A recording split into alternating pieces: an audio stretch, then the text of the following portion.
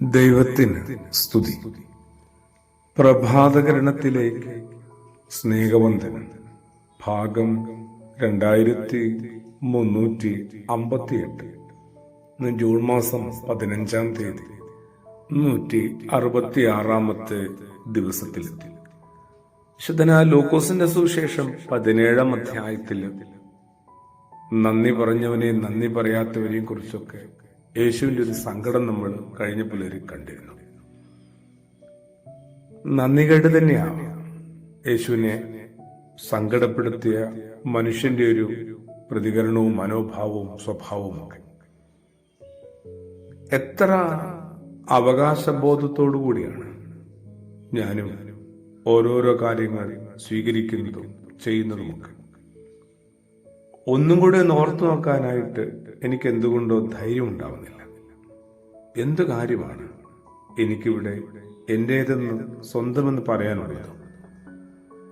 ആലോചിച്ചു വരുമ്പോൾ പറയാൻ ശ്രമിക്കുമ്പോൾ ഒന്നുമില്ല കേട്ടോ. ഞാൻ എന്റേതെന്ന് ഉറപ്പായി കരുതുന്ന ഈ ആത്മാവും ശരീരവും പോലും കടമായി ലഭിച്ചതാണെന്നുള്ള വെളിച്ചം കിട്ടിയിട്ടുണ്ടെങ്കിൽ എന്താ പിന്നെ ഉള്ളത്? അല്പകാലം മുമ്പ് മണ്ണുകൊണ്ട് നിർമ്മിക്കപ്പെട്ടവനും അല്പകാലം കഴിയുമ്പോൾ തനിക്ക് കടമായി ലഭിച്ച ആത്മാവിനെ ദാതാവ് ആവശ്യപ്പെടുമ്പോൾ തിരിച്ചേൽപ്പിച്ച് മണ്ണിലേക്ക് മടങ്ങേണ്ടവനുമാണ് മനുഷ്യനെന്നും ജ്ഞാനത്തിന്റെ പുസ്തകത്തിൽ പറയുന്നുണ്ട്. ഇത്രയല്ലേ ഉള്ളൂ.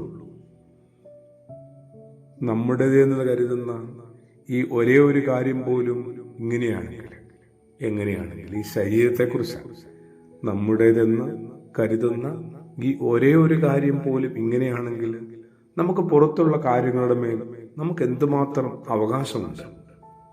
എന്നിട്ടും എന്തുമാത്രം കരുതലോടെയാണ് ആ മഹാകാരുണ്യം നമ്മളെ ഓരോ നിമിഷവും പൊതിഞ്ഞ് സംരക്ഷിക്കുന്നത്.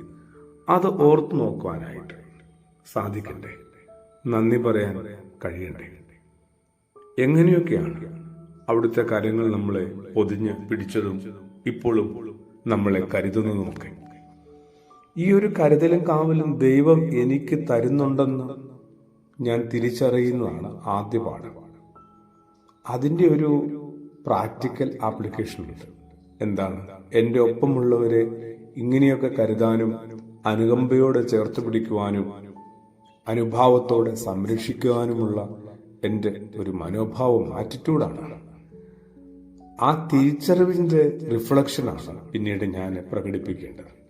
ഇതാണ് അതിന്റെ രണ്ടാം പാദം.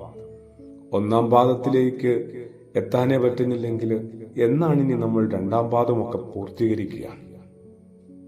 ഓരോ ദിനവും ദൈവം നമുക്ക് തരുന്നത് കുറെ കൂടി ദൈവം ആഗ്രഹിച്ചതുപോലെ, ദൈവം സ്വപ്നം കണ്ടതുപോലെയുള്ള ഒരു മനുഷ്യനായി മാറാൻ വേണ്ടിയാണ്.